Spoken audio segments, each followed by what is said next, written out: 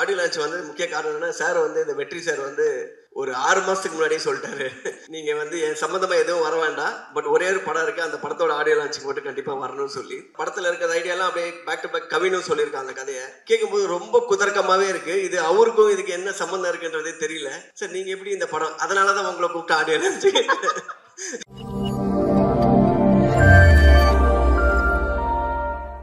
Sir ரொம்ப பிளைண்டா இந்த நார்மலா நான் ரொம்ப ஆடியோ லான்ச் எதுவும் போனதில்லை. என்ன பேசுறதே ஐடியா இல்லை. அப்படியே ரேண்டமா பேசுறதா தப்பா இருந்தா மன்னிச்சிருங்க. ஃபர்ஸ்ட் இந்த ஆடியோ லான்ச் வந்து முக்கிய காரணம் என்னன்னா, சார் வந்து இந்த வெற்றி சார் வந்து ஒரு 6 மாசத்துக்கு முன்னாடியே சொல்லிட்டாரு. நீங்க வந்து என் சம்பந்தமா எதுவும் வர வேண்டாம். பட் ஒரே ஒரு படம் இருக்கு. அந்த படத்தோட ஆடியோ லான்ச்சுக்கு மட்டும் கண்டிப்பா வரணும்னு சொல்லி. மாஸ்க் எதுக்குன்னா அந்த மாஸ்கோட ஐடியா அப்போ பேசும்போது சொன்னாரு. இந்த படத்துல இருக்கிற ஐடியாலாம் அப்படியே பேக் டு பேக் கவினும் சொல்லியிருக்காங்க அந்த கதையை. கேட்கும்போது ரொம்ப குதர்க்கமாவே இருக்கு. இது அவருக்கும் இதுக்கு என்ன சம்பந்தம் இருக்குன்றதே தெரியல. சார் நீங்க எப்படி இந்த படம் அதனாலதான் உங்களை கூப்பிட்டு ஆடியோ லான்ச் அப்பதான் சொன்னாரு. அதோட இந்த மாதிரிலாம் ரொம்ப விபரீதமா யோசிச்சது யாரு அப்படின்னா, விக்ரன் சொல்லிட்டு ஒரு டைரக்டர் அப்பதான் சொன்னா. கவின் தான் சொன்னான். ஆனா ஆளே கொஞ்சம் ஒரு மாதிரி தானே இருக்காங்க அப்படின்னு சொல்லி. இல்லை இதை யோசிச்சதோட மூஞ்ச பார்க்கணும்னு எனக்கு ரொம்ப நாள் ஆசை. அதுக்கப்புறம் ஒரு நாள் வெற்றி சார் ஆஃபீஸ் போகும்போது தான் பார்த்தேன். இவன் வந்தா பார்த்தா எல்லாமே மேட்ச் ஆகுது. எல்லா கிரைமும் டோட்டலாக பார்த்து நான் சொன்னேன், இதை அப்படியே எடுக்க முடியாது சார். எப்படி சார்னா, இல்லை சிலதெல்லாம் கொஞ்சம் கம்மி பண்ணி தான் எடுக்கணும்.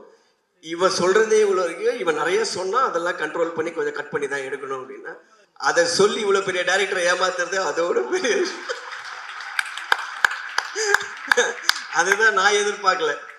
பட் ஆனால் அது அப்படி இப்படி இப்போ கொஞ்சம் நடுவில் எல்லாருக்குமான படமா மாத்திருப்பாங்கன்னு நினைக்கிறேன். இல்லை உனக்கு அதில் ஒரு கஷ்டம் இருக்குல்ல.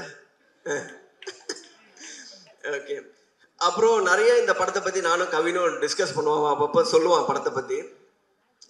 சொல்லும் போதெல்லாமே வந்து நான் அவன்கிட்ட சொன்னது ஒண்ணுதான். எனக்கு இந்த படத்தை சம்பந்தமா நான் கேட்டது பார்த்தது எல்லாமே வந்து ரொம்ப ஃப்ரெஷ்ஷா இருந்தது. ரொம்ப புதுசா இருந்தது. எதுவுமே ரெகுலரா இந்த ஃபார்மேட் அந்த மாதிரி இல்லை. ரொம்ப ஆஃப் பீட்டான ஒரு ஃபிலிமு. பட் அந்த படத்துல வந்து ஒரு நிறைய அந்த ஒரு டார்க் காமெடிக்கான ஸ்பேஸ் இருக்கு. பிளஸ் அதை ரொம்ப நல்லாவும் எக்ஸிக்யூட்டும் பண்ணியிருக்காங்க. அது சில சீன்ஸ் எல்லாம் பார்க்கும்போது இது ரொம்ப நல்லா இருக்கு, எதுக்கு நம்ம இந்த மாதிரிலாம் நமக்கு தோணலை அப்படின்னு இருக்கு. பட் அப்புறம் யோசிச்சு பார்த்தா தோணாமல் இருக்கிறதும் சம்டைம்ஸ் நல்லது தான்ற மாதிரி இருக்கு. ஏன்னா ரொம்ப ஒயில்டாக யோசிச்சிருக்கான். பட் அதை எக்ஸிக்யூட் பண்ணி பார்க்கும்போது ரொம்ப கன்வின்சிங்காக இருந்தது. அதனால வந்து இது எப்படி எனக்கு நான் அங்கங்கே கொஞ்சம் பிட்ஸ் அண்ட் பீசஸ் பார்த்துருக்கேன். பார்க்கும்போது எனக்கு ரொம்ப பிடிச்சிருந்து. ஸோ உங்கள் எல்லாருக்கும் பிடிக்கும்னு நினைக்கிறேன். இன்னொரு விஷயம் என்னென்னா, ஃபஸ்ட் டைம் வந்து வெற்றி சார் ஒரு படம் ப்ரொடியூஸ் பண்ணி கொஞ்சம் என்ன சொல்கிறது, இது எப்படி சொல்கிறதுன்னு தெரில சார். ஏன்னா எதாவது சொல்லி அது வேறு மாதிரி ஆகிடும். ஏன்னா கொஞ்சம் இப்போது ரொம்ப ஒரு என்டர்டெயின்மெண்ட் ஜோன் நார்மலாக ஒரு ப்ரொடியூஸ் பண்ணாருன்னா அதுக்குள்ளே வந்து சோஷியலி கன்சர்ன்டு ஃபிலிம்ஸ் தான் நிறையா இருக்கும். அது அந்த மாதிரி இருக்கும். இந்த படத்துலையும் அது எட்ஜி இருக்கும்னு நினைக்கிறேன். பட் ஆனால் அதோட கொஞ்சம் ரொம்ப நிறைய என்டர்டெயின்மெண்ட் ஜாஸ்தியாக இருந்தது இந்த படம். அதனால அதை கூப்பிட்டுட்டு இதை பற்றி என்ன நினைக்கிறீங்க அப்படின்னு சொல்லி கேட்பாரு. எனக்கு இது எல்லாமே கரெக்டாக இருக்குது சார். பட் இது கவினோட ஹீரோ கேரக்டரைசேஷன் கூட ரொம்ப கிரேவாக இருக்கிற மாதிரி இருந்ததுன்னா அதெல்லாம் இவர் தான் அந்த கருப்பெல்லாம் கொஞ்சம் சரி பண்ணியிருக்காருன்னு நினைக்கிறேன். அந்த கிரேலாம் ஆக்சுவலாக அவன் பேச்சை கேட்டிருந்தா டோட்டலாகவே வந்து விக்ரன் வந்து கவினை எப்படின்னா கவினோட ஹேட்டராக இருந்து படம் ஒரு கதை படம் எப்படி பண்ண முடியுமோ அந்த மாதிரி இருந்தது. இது டேய் இவன் யாருன்னு நல்லா விசாரிச்சுக்கோ, உனக்கு முன்னால் யாராவது வேண்டாதவன் யாராவது இருக்கானான்னு சொல்லி அதுக்கப்புறம் நான் அதே கதையை தேர்ட் டைம் கேட்கும்போது சார் வந்து அந்த இதெல்லாம் கட் பண்ணி பக்காவாக பண்ணியிருந்தாரு. ஸோ என்னன்னா, அவங்க ஏதோ ஒரு இன்டர்வியூவில் பார்த்தேன், ஆண்ட்ரியா மேடம் சொல்லியிருந்தாங்க எல்லாருக்குள்ளேயுமே ஒரு பிளாக் இருக்கும், எல்லாருமே கெட்டவங்க தான் அவன் சொன்னாங்க. அவன் எல்லாம் டெய்லி எஞ்சி கண்ணாடி நிறையா பார்ப்பான் போல இருக்கு. அந்த மாதிரி ஆக்சுவலி எல்லா கேரக்டரும் அப்படி. பட் என்னன்னா அதோட இந்த படத்தில் இருக்க புதுசும் அதுதான் அதில் வந்து எனக்கு பிடிச்சதும் அதான். ஏன்னா நம்ம ஒரு படம்னா இவன் நல்லவன் கெட்டவன் இல்லாமல் அவன் எல்லாருமே ஒரு பாரபட்சம் பார்க்காம எல்லாரும் மூஞ்சிலே அடிச்சிருக்கான் அந்த மாதிரி. ஸோ இது வந்து ஒரு நியூ எக்ஸ்பீரியன்ஸாக இருக்கும் இந்த படம். ஸோ அஃப்கோர்ஸ் வந்து ஜிவி இருக்கும்போது அவரோட மியூசிக்கு ப்ளஸ் ஆர்டி சார் இருக்காரு. இவங்க இப்போ இந்த படத்தோட நான் ட்ரெய்லர் பார்க்கும்போது வந்து எனக்கு தெரிஞ்சு கவின் நடித்து வந்த படங்களில் இப்போ ரீசெண்டாக டெக்னிக்கலி ரொம்ப சவுண்டாக இருக்கிற ஃபிலிம் வந்து இந்த படம் தான் என்னால் அதை ஃபீல் பண்ண முடிஞ்சுது. அப்புறம் கவினோட லுக் அண்ட் எவ்ரிதிங்கும் ரொம்ப சாலிடாக இருக்குது. இன்னொரு விஷயம் கவின் பற்றி சொல்லணுன்னா, ஒரு படம் வந்து ரொம்ப கமர்ஷியலாக இது ஓடுமா ஓடாதான்றதை தாண்டி இதில் புதுசாக என்ன இருக்குது, நம்ம என்ன பண்ண முடியும், கொஞ்சம் எக்ஸ்பெரிமெண்டலாக இருந்தாலுமே அதை தைரியமாக நம்பி உள்ளே போகிறது, அடி வாங்கினாலும் வாங்குறது, சட்டை முதுகில் எனக்கு இப்போ அவுத்து பார்த்தா நிறைய காயம் இருக்கும்னு நினைக்கிறேன். அந்த வலிக்கு மருந்து போட்டு நமக்கும் அப்படியே கை ஆறிடும் அந்த மாதிரி. பட் ஆனால் என்னன்னா இது இன்னைக்கு கொஞ்சம் ஒரு மேலே கீழே போயிட்டு வந்தாலும் நான் என்ன நினைக்கிறேன், கொஞ்சம் லாங் ஸ்டாண்டிங்காக பார்க்கும்போது இந்த எக்ஸ்பீரியன்ஸ்லாம் போக மேபி ஆஃப்டர் ஒரு 5-10 இயர்ஸ் வந்து ரொம்ப ஒரு சாலிடான பொசிஷன் வந்து சினிமாவில் இருக்கும்னு நினைக்கிறேன். ஏன்னா ஃபிலிம் பை ஃபிலிம் வந்து அவனோட ஆக்டிங்காக இருக்கட்டும், ப்ளஸ் அந்த ஒரு கதைக்குள்ளே இருக்கிற ஒரு கிராஃப்ட்டுக்குள்ளே இருக்கிற மெச்சூரிட்டி வந்து கொஞ்சம் கொஞ்சமாக டெவலப் ஆகிட்டே இருக்குது. மேபி இன்னைக்கு எப்படி வேணால் டெசிஷன்ஸ் போன படங்கள் இது மாதிரிலாம் மாறலாம். பட் ஆனால் லாங் ரன் வந்து ரொம்ப long way to go Kavin. All the best. And Andrea ma'am of course வந்து ரொம்ப எல்லாமே சேலஞ்சிங் கேரக்டர் எடுத்து போடுறீங்க. இதுலேயும் பயங்கரமான சேலஞ்ச் கொடுத்துருக்காருன்னு நினைக்கிறேன். All the best to you. And sir Thanu sir, Kathiresan sir, எல்லாருக்கும் நன்றி. ரெட்டினோட போர்ஷன் மட்டும் நான் ஒரு 2-3 சீன் பார்த்தேன். ரொம்ப நல்லா இருந்தது ரெட்டின். ஆக்சுவலாக நீங்கள் வந்து நடிக்கும்போது சில படத்தில் கொஞ்சம் நீங்களாவே எதாவது பண்ணுவீங்கல்ல கிரியேட்டிவாக, அந்த மாதிரி பண்ணி அப்பப்போ வந்து சம்டைம்ஸ் வந்து கேட்போம், யோ ஏன் இப்படி பண்ணுற நீ ஒன்று இல்லை எனக்கு அந்த டைமில் அந்த மாதிரி இருக்கும். பட் இந்த படத்தில் பார்க்கும்போது ரொம்ப கண்ட்ரோல்டாக ரொம்ப கண்ட்ரோல் பண்ணி ரொம்ப நல்லா நடிக்க வச்சுருந்தாங்க. அந்த சீனு வந்து நான் எத்தனை வாட்டி பார்க்கும்போது எனக்கு அதே மாதிரி சிரிப்பு வந்துட்டே இருக்கு. அதனால் இதுக்கு அவள் இந்த படம் வச்சு இன்னும் ஒரு 3-4 படம் வந்துடும். அதோட அந்த 2-3 பேரை போட்டு தள்ளிட்டு திருப்பி இன்னொரு படம் அப்படியே போயிட்டு இருக்கு. Anyway all the best. ஒரு டீமாக வந்து இந்த படம் வந்து பெரிய சக்ஸஸ்ஃபுல்லாக வரும் அப்படின்னு சொல்லி எனக்கு தோணுது. So all the best to the team. Thank you so much. Thank you sir. Vijay Sethupathi sir, வணக்கம் sir. Thank you sir. Thank you. Nelson sir, ஒரு ஃபியூ क्वेश्चंस உங்களையும். அர்ச்சனா, நல்லா இருக்கீங்களா? நீங்களும் இந்த படத்தில் நடிச்சிருக்கீங்க கேள்விப்பட்டேன். ஆமா சார், நான் நீங்க வழக்கம் போல ரொம்ப நல்லா நடிச்சிருக்கீங்க. நான் கவின் கிட்ட கேட்டேன், ஏன்னா நான் டாக்டர்ல இவங்களோட ஒர்க் பண்ணும்போது நான் எதுவுமே சொல்லாம சீன் பேப்பர் மட்டும் கொடுத்துட்டு நான் வந்து சைலண்டா இருந்தது. இவங்க கிட்ட மட்டும் மீது எல்லாருக்கிட்டையும் போய் இப்படி பண்ணுங்க ஏதாவது நிறைய இன்ஃபர்மேஷன் கொடுப்பேன். இவங்களுக்கு தான் எதுவும் சொல்ல மாட்டேன். ஸோ அவ்வளோ சீசனாக நடிக்கிறாங்க. எனக்கு நான் தான் இன்னும் நீங்கள் நிறைய படம் பண்ணோம், நல்லா உங்களை சினிமால நிறைய யூஸ் பண்ணணும்னு விரும்புறேன். Thank you sir, thank you so much. But அதனால கம்மியா தான கேப்பீங்க? இல்ல சார், இப்போ கொஞ்சம் அதிகமாவே கேப்பேன். ஹாப்பி ஆயிட்டேன் அந்த வகையில சார். மாஸ்க் படத்தோட பேரு. இப்போ உங்க கையில ஒரு மாஸ்க் இருக்கு சார். இந்த மாஸ்க் போட்ட உடனே இந்த நபராக இருக்கிறதுல அட்வான்டேஜஸ் என்ன, டிஸ்அட்வான்டேஜ் என்ன அப்படின்னு ஒன்னு சொல்ல போறீங்க சார். முதல்ல ஜிவி சார் இல்ல முடிஞ்ச வரைக்கும் சொல்றேன் சார். என்ன சார், ஒரு அட்வான்டேஜ் ஒரு டிஸ்அட்வான்டேஜ் தானே சார். ரெட்டின்ல நீங்க ஒன்னு கேட்டா அவர் ஒன்னு பேசிட்டு போயிடுவாரு. அது என்ன, அது செட் ஆயிடுச்சு. ஜிவி சாரோட மாஸ்க் போட்டுட்டீங்க சார். Advantage disadvantage. ஜிவி சாரோட அட்வான்டேஜ் என்னன்னா வேலை எப்பவுமே இருந்துகிட்டே இருக்கும். பட் டிஸ்அட்வான்டேஜ் என்ன, எல்லாத்துக்கும் அதை டெலிவர் பண்ணிட்டாங்க. அஸ் எ ஹீரோவாகவும் சரி, மியூசிக்காகவும் சரி.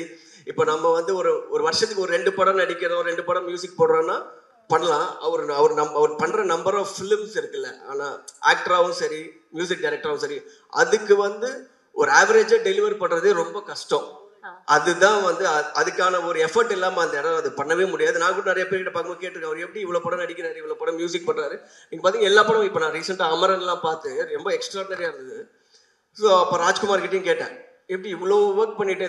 ஸோ அந்த டெலிவரி கொடுக்கறதோட எஃபர்ட் இருக்குல்ல, அது ரொம்ப கஷ்டம். அவ்வளோ வேலை பார்க்குறது தான் அதோட disadvantage. Super sir. Okay sir, இது வந்து நீங்க அவர் பெர்செப்ஷன்ல சொல்றீங்க, நீங்க மாறிட்டீங்க ஜிவி சார், அந்த மாதிரி கேக்குறேன் நானே. அடுத்து வெற்றிமாறன் சார், அவர் இருக்கிற பேரை கெடுக்கணும் அந்த மாதிரி. சரி சார், அப்ப இப்படி போயிடலாம் சார். வெற்றிமாறன் சாரா நீங்க மாறிடுறீங்க. சரி சார், வெற்றிமாறன் சாரா இருக்கிறதுல அட்வான்டேஜ் என்ன, டிஸ்அட்வான்டேஜ் என்ன? வெற்றிமாறன் சாரா இருக்கிறது ஒண்ணு, நான் பார்த்திருக்கேன் அவர்கிட்ட. அவர் பேசுறது கண்டென்ட்டை பார்த்து 2 பேரும் சிரிச்சு பேசிட்டே இருப்போம். 5 நிமிஷத்துக்கு அப்புறம் தான் எனக்கு தெரியும் அவர் ஏதோ சோகத்தை சொல்லிட்டு இருக்காருன்னு. என்னன்னா இப்படி ஒரு கேரக்டர் நான் மீட் பண்ணதே இல்லை. அவர் வந்து சந்தோஷமாவே பேச 2 பேருக்கு நேற்று கூட அப்படியே ஜாலி சார், இப்போ நீங்க சொல்றது ஏதோ கொஞ்சம் கஷ்டம் மாதிரி தெரியுது சார் அப்படி. ஆமா சார், அப்படிதான் போயிட்டு இருக்கு நம்ம லைஃப். அடப்பாவி, இதுக்கே எப்படி இருக்கா அந்த மாதிரி. ஸோ எனக்கு வந்து அவர் ஆச்சரியம். ஃபர்ஸ்ட்ல இருந்து நான் பார்க்கும்போதே வெளியில பார்க்கறத சீரியஸா இருக்க மாதிரி தெரியுது. நானும் அப்படிதான் நினைச்சேன். உள்ள போனா அவர் ரொம்ப சீரியஸான பிரச்சனையவே ரொம்ப ஜாலியாக தான் பேசிட்டு இருப்பாரு. எப்பவுமே சீரியஸா ஃபேஸ் வச்சு ரொம்ப பேசுறதே கம்மி தான். அவர் படம் தான் ரொம்ப டெட்லியா இருக்கும். அதை பார்த்து டிசைட் பண்றோம். பட் ஆளா அவர் அப்படியே டோட்டலா வேற. And the disadvantage of being Vetri sir? டிஸ்அட்வான்டேஜா? அவரை மாதிரி யாருன்னா என்ன டிஸ்அட்வான்டேஜ் இருக்கு தெரியலையே. இது பதில் சொல்லாம இருக்கிறதா கரெக்ட். Okay sir.